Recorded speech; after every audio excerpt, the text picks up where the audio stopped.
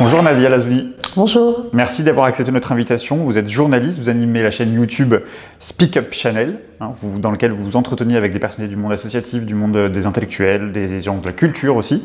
On va essayer ensemble de déconstruire un certain nombre de préjugés. Vous êtes né en Normandie et pourtant, aujourd'hui, certains ne vous voient pas justement comme une Normande ou comme une Française, mais plutôt comme une femme qui porte le voile.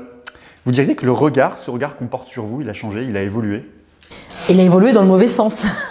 Il a évolué dans le mauvais sens malheureusement. Donc effectivement, je suis née en Normandie et je suis venue à Paris en fait pour mes études et je n'ai porté le hijab qu'en 2012, qui est relativement tard. J'avais 27 ans. Donc je pense que lorsqu'on fait ce choix à un âge aussi tardif, on va dire, c'est que c'est bien réfléchi et que c'est consenti. C'est un choix évidemment du coup intime, personnel, mais qui est aussi une réaction à la société ou est-ce que... Non, absolument pas. Aucune réaction. C'est vraiment l'aboutissement d'un cheminement spirituel. Enfin, je suis musulmane pratiquante depuis un certain nombre d'années et pour moi, le hijab est venu à un stade de mon cheminement comme une évidence. Voilà. Et donc pour revenir à votre question, oui, on ne voit effectivement qu'un hijab sur ma tête. En fait, je suis un hijab sur pied. Et puis c'est que lorsque j'engage, en fait, on va dire le dialogue avec autrui, que l'on se rend compte qu'il y a un cerveau sous ce foulard. Pourquoi justement aujourd'hui vous pensez que ce débat revient en permanence dans l'actualité? Comment vous l'expliquez? C'est une façon de faire diversion selon vous? Complètement. C'est une façon de faire de diversion. En fait, le hijab masque, dissimule les véritables problèmes auxquels les politiques ne veulent pas faire face. Par exemple, moi, ce que je retiens surtout, c'est l'intervention de M. Blanquer, qui est venu nous dire que le hijab, le foulard, n'était pas souhaitable dans notre société, à un moment où la France traverse une crise sociale sans précédent, à un moment où, au sein de l'éducation nationale, des directrices, des enseignements se suicident sur leur lieu de travail et laissent derrière eux des lettres pour dénoncer les conditions de travail dramatiques. Quelle est la réponse de M. Blanquer? Le hijab n'est pas souhaitable. Ce qui n'est pas souhaitable, M. Blanquer, c'est que vous ignoriez la souffrance finalement de ce personnel enseignant qui a la lourde tâche d'éduquer nos enfants qui sont des adultes en devenir et la France de demain. Donc s'il y avait des priorités à faire, je pense que c'est ça finalement. Comment vous l'entendez, ce n'est pas souhaitable? C'est le tissu qui n'est pas souhaitable, c'est les musulmans qui ne sont pas souhaitables? On peut dire plein de choses, oui, on peut le comprendre de manière différente. C'est le hijab, c'est cet islam, voilà, c'est celui que c'est... Quand vous dites cet islam, justement, c'est une caricature de ce qu'aujourd'hui on veut faire de l'islam? Voilà, exactement, puisque aujourd'hui, c'est assez drôle, je ris jaune, hein, bien évidemment, on nous parle tout le temps d'entorse à la laïcité, etc. Et on a des ministres qui, eux, sont soumis et qui sont liés à ce principe de neutralité, hein, pas nous, hein, les agents du service public, donc des fonctionnaires, qui sont en train de régir, en fait, finalement, l'islam, qui sont en train de nous dire comment être un bon musulman français. Je pense qu'ils sortent de leurs fonctions et qui, justement, piétinent la laïcité ce faisant. Enfin, ça me semble...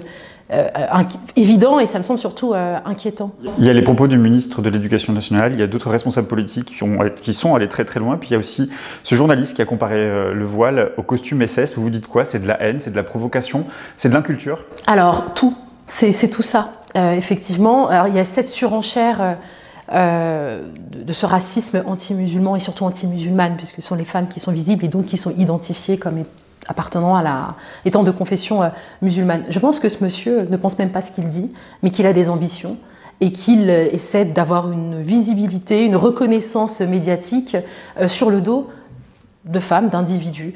Je crois que les femmes musulmanes, la question de l'islam et du hijab renarcissise des égos en manque de reconnaissance. Donc voilà, ce monsieur est juste chercher à faire le buzz, puisqu'on est dans la culture du buzz, on n'est plus vraiment dans du journalisme où on travaille les dossiers et les questions avec beaucoup de fond et de profondeur. Non, on cherche juste à émouvoir, à faire réagir et à élargir une audience qui est très sensible un petit peu à tous ces débats houleux où il y a de la tension. Donc c'est très grave, ce monsieur devrait être mis à pied pour ce qu'il a dit. On attend finalement des sanctions, parce que qu'est-ce qui va se passer? Ce monsieur va être encore confortablement assis, voilà, être face caméra, à diffuser ses idées complètement haineuses, et puis il y aura encore de la surenchère, et on va aller encore plus loin. Qu'est-ce qu'on attend? En fait, vraiment, c'est ça la question. Qu'est-ce qu'on veut et qu'est-ce qu'on attend? On attend quoi? Un passage à l'acte? On attend des morts? Enfin, c'est une question qu'avait l'air de se poser Zineb Al-Razaoui. Est-ce que pour elle, la preuve du racisme anti-musulman ne se fera que lorsqu'il y aura une femme morte? Enfin, on marche sur la tête. Vous y avez pour partie répondu, mais j'ai envie de vous reposer la question. Quel sens vous donnez, vous, au port du hijab? Alors oui, effectivement, j'y ai répondu. C'est vrai que je ne m'étale pas trop sur ce sujet parce que c'est un choix qui, pour moi, intime.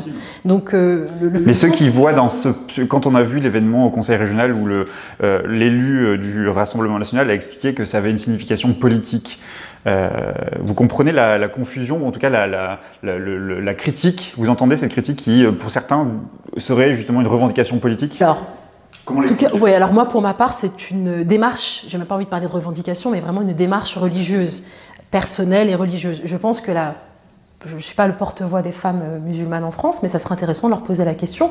Je pense que ça s'inscrit aussi dans un cheminement spirituel et religieux, politique. Mais c'est ça qui est dingue, c'est qu'on parle de nous, mais on ne nous pose pas la question de la dimension qu'on donne en fait à ce hijab. Tout le monde théorise sur le hijab et on ne donne pas la parole aux premières concernées. Et donc c'est ça qui est aussi risible, c'est qu'on nous dit que la France islamise, qu'il y a de plus en plus de hijab dans la rue, etc. On n'est pas capable d'en inviter une sur un plateau. Ça relève vraiment du fantasme. Justement, je rebondis là-dessus parce que c'est vrai que beaucoup théorisent sur l'idée du grand remplacement et effectivement, on vous voit assez peu ni à la télé, ni dans les fictions, ni dans les médias d'une manière générale. Cette invisibilisation, c'est quelque chose que vous dénoncez, vous revendiquez l'idée de pouvoir aujourd'hui faire votre métier de journaliste, par exemple, à la télévision? Complètement, oui. Speak Up Channel, donc c'est le média qui a été créé il y a un peu plus de 2 ans, vise effectivement à contribuer à une meilleure représentation des groupes dits minoritaires. J'ai un peu un problème avec ce mot-là, mais c'est comme ça qu'on peut comprendre certains concepts et certaines réalités plutôt. Et donc oui, à un moment donné, on regarde la télé et on se dit mais je ne me vois pas, que ce soit dans des publicités, c'est-à-dire ce qui est encore plus marquant, c'est dans des publicités le fait de ne pas voir cette diversité entre guillemets. On est tous des consommateurs et en principe un consommateur devrait pouvoir s'identifier aux produits que l'on vend. Et non, on n'est pas là, on n'est pas présent. On n'est pas présent dans le cinéma, on n'est pas présent dans les médias. En fait, on n'est pas présent et en plus, on essaie de nous invisibiliser de tout l'espace public.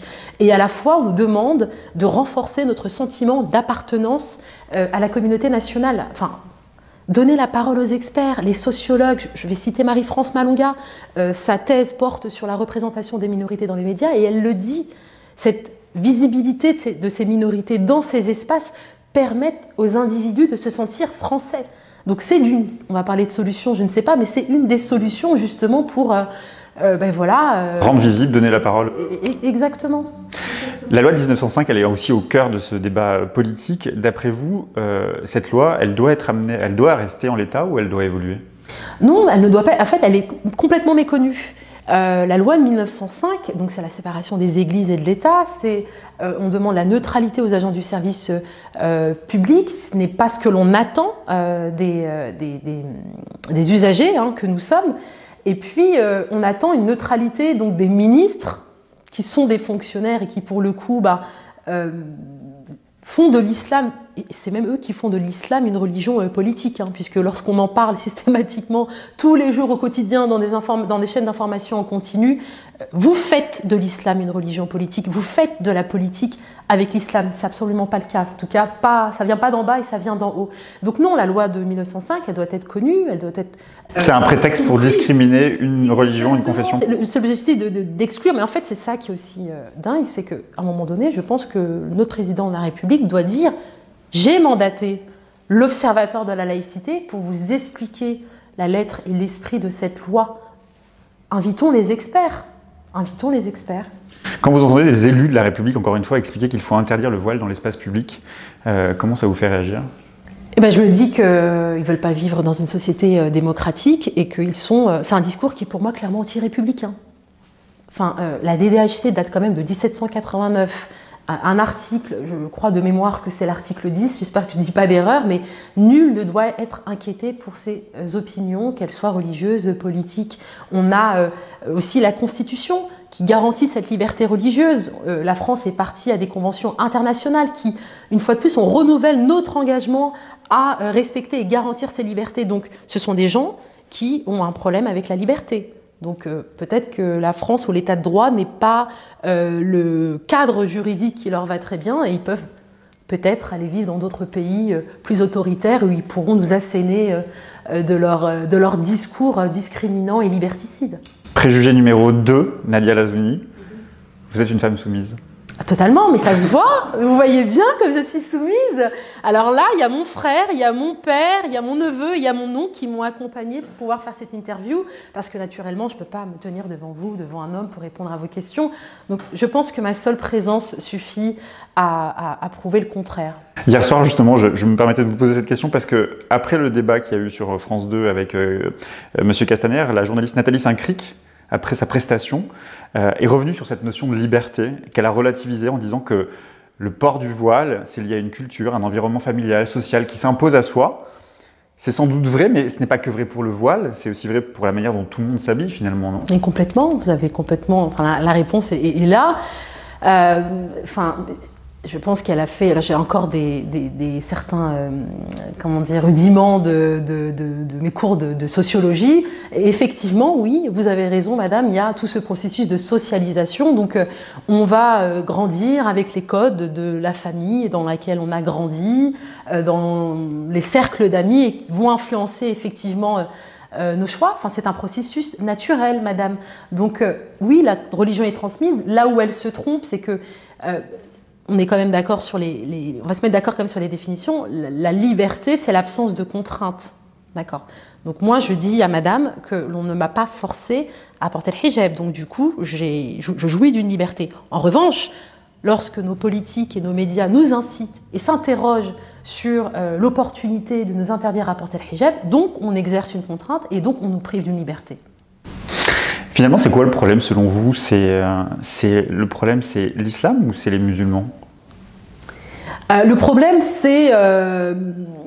Tel qu'il est posé aujourd'hui, tel qu'on voit, la haine qui se répand sur les médias, sur les réseaux sociaux.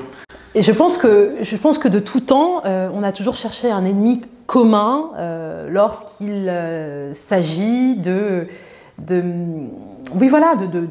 faire diversion et de ne pas s'occuper des véritables problèmes. Donc il n'y a pas de problème avec l'islam ou le problème avec les musulmans. Le problème, en fait, c'est les racistes. Ce n'est pas les musulmans. Et le problème, c'est aussi peut-être leur incompétence à faire face aux vrais enjeux, aux vrais défis de notre société. Et voilà, vous savez ce qui va se passer, c'est un grand classique hein, jusqu'aux prochaines élections. Donc on va présenter le musulman comme un ennemi de l'intérieur, hein, alors il y a la taqiyya en plus de ça, donc ils ont fait il y a une hiérarchisation chez les musulmans, il y a ceux qui dissimulent leur vraie foi et donc on serait potentiellement tous affiliés à des groupes terroristes. Puis on aura le Front National versus un parti un peu plus démocratique et on demandera aux musulmans de se mobiliser pour faire barrage à ces idées. Vous diriez qu'il y a une instrumentalisation politique par ce gouvernement, par exemple, du sujet du débat actuellement pour faire justement de ce qu'Emmanuel Macron voudrait faire, un débat entre Marine Le Pen et lui-même? Oui, puis c'est pas le seul. Je pense qu'ils sont dans la droite ligne aussi de ce qui a été fait avec le gouvernement précédent. Ils ont vu que ça fonctionnait bien. Et que ça leur garantit certains mandats en tout cas sur 5 ans, ça leur garantit un beau travail, mais c'est quand même assez criminel. Je pense que le mot, il est peut-être même pas assez fort. J'espère qu'ils n'ont pas conscience de la violence que les femmes musulmanes visibles, et même celles qui ne sont pas visibles, et même les musulmans, et même les non-musulmans. Je pense qu'aujourd'hui, on voit une manifestation quand même, une solidarité comme ça. Une pétition qui marche très bien d'ailleurs. Exactement, un ras-le-bol de toute la société française. En fait, l'islamophobie, le racisme anti-musulman n'est pas le problème que des musulmans. Il est le problème de tous les Français. Et les Français et les Françaises attendent des personnes que l'on a élues qu'elles œuvrent pour la concorde nationale. Et c'est pas ce qu'ils font. Qu'est-ce qu'ils nous proposent? De la délation, de la division, de la haine. C'est ce projet de société pour lequel on a voté. Est-ce que c'est ce projet de société qui nous a poussé à voter pour ces personnes? Je ne pense pas. Comment se fait-il que seules les femmes se retrouvent dans le viseur? Pourquoi c'est elles qu'on accuse, qu'on pointe du doigt, pas les hommes? Alors, je pense que déjà il y a une misogynie on se ment, hein, mais il faut se le dire, c'est que la société française est très patriarcale. Enfin, elle l'est énormément. Il suffit de voir une différence de salaire, hein, 20% de différence de salaire entre une femme et un homme, pour les mêmes compétences et les mêmes diplômes. Il suffit de voir aussi au sein de l'Assemblée nationale ou même au ministère, on doit encourager à inclure des femmes, etc. Donc c'est soit des chartes qu'on va voter, soit c'est des engagements que l'on fait devant les Français, etc. Ce qui prouve que dans les mentalités, ces discriminations genrées sont très ancrées dans la société française. Donc c'est pas étonnant que ce soit les femmes musulmanes qui soient d'abord victimes. Elles sont visibles, elles sont identifiées, et puis il y a aussi cette obsession du hijab, qui est une obsession bien française. Moi, mes parents sont algériens, donc les cérémonies de dévoilement, les propagandes pour pousser les Algériennes, qui vivaient déjà dans l'empire colonial français, à se dévoiler, à se découvrir. On est dans une forme comme ça de continuité. Oui, voilà, il n'y a pas eu cette rupture finalement avec ce passé. Préjugé numéro 3, Nadia Lazouni. Féminisme et voile, c'est incompatible? Oui, en fait, on est incompatible avec tout. Enfin, vraiment, c'est terrible, c'est terrible. Alors, c'est quoi le féminisme? C'est reconnaître le droit aux femmes de disposer leur corps comme elles l'entendent. C'est l'égalité, aller vers une égalité entre les hommes et les femmes. Donc, je le disais tout à l'heure, ça va, on n'est pas écervelé, on n'est pas idiote. Si on a choisi de porter le hijab, surtout dans un contexte où c'est très compliqué de le porter, c'est qu'on y a bien réfléchi à 2 fois avant de le faire. Non, voilà, j'ai choisi de porter mon hijab, donc je peux dire que je suis féministe. Je me bats aussi pour l'égalité des hommes et des femmes. Je dénonce aussi les harcèlements subis par les femmes sur les lieux de travail et les féminicides. On en parle. On en parle. Tous les 2 jours, en France, une femme meurt sous les coups de son compagnon. Voilà, tout à l'heure on parlait du hijab. Est-ce que le hijab fait diversion? Oui. Qu'est-ce qu'on fait pour ces femmes? Est-ce que les hommes qui battent ces femmes et qui perdent leur vie, ces hommes sont de confession musulmane? Peut-être, je ne sais pas, c'est ce qu'on va apprendre. Là, il y a eu une grosse grève tout à l'heure d'ampleur nationale, font un droit de retrait. Est-ce que c'est lié au transport, voilà? Est-ce que c'est lié au hijab? Est-ce que c'est lié à l'islamisation de la France? Je pense qu'à un moment donné, il va falloir faire face à ces responsabilités et arrêter d'insulter l'intelligence des Françaises et des Français. J'ai une dernière question, Nadia Lazouni. Ils ont détruit ma vie, avait déclaré cette femme qui était simplement venue accompagner des enfants au conseil régional de Bourgogne-Franche-Comté. Les femmes voilées ne peuvent pas ressortir indemnes d'une telle violence. Quelles peuvent être les conséquences, selon vous? Le repli identitaire, oui, effectivement, une des conséquences qui est presque inévitable et même naturelle lorsqu'on vous fait comprendre que... Parce que peur aussi, peur, voilà, on vous fait comprendre que vous n'êtes pas désirable comme vous êtes. On vous humilie devant tout le monde, devant votre propre enfant. Est-ce que vous avez envie de retourner? Parce qu'on va dire que c'était quelque part une micro-société. C'était conseil régional avec des élus de la République. Cette sortie pédagogique s'inscrit dans cette opération Ma République et moi. Vous voyez tous les symboles qu'il y avait quand même. Et donc ce jour-là, spécifiquement ce jour-là, cette femme se fait humilier devant les caméras du monde entier. Je dis du monde entier parce que j'ai été contactée par un média pakistanais pour commenter cette affaire. Donc déjà, il faut se poser la question de comment la France est regardée sur la scène internationale. Donc oui, cette femme, on lui a confisqué sa vie. Son enfant va forcément avoir des séquelles de ce qui s'est passé, la perception qu'il va avoir aussi de sa maman, même de lui-même.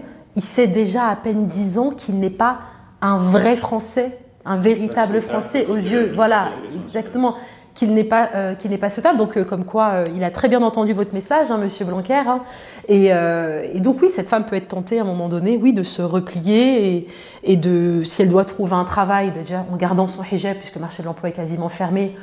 L'alternative, c'est des entreprises, on va dire, dites communautaires, dans le sens où elles vont vendre des produits qui s'adressent spécialement aux communautés musulmanes, des organisations humanitaires aussi qui portent des noms, on va dire, un peu à consonance musulmane. Donc ce séparatisme, ce communautarisme, il est entretenu, il est nourri par des propos qui ont été tenus quand même par 3 membres du gouvernement, hein, qui se succèdent sur des plateaux pour nous dire « vous n'êtes pas souhaitable dans cette société, en tout cas avec cette identité-là ».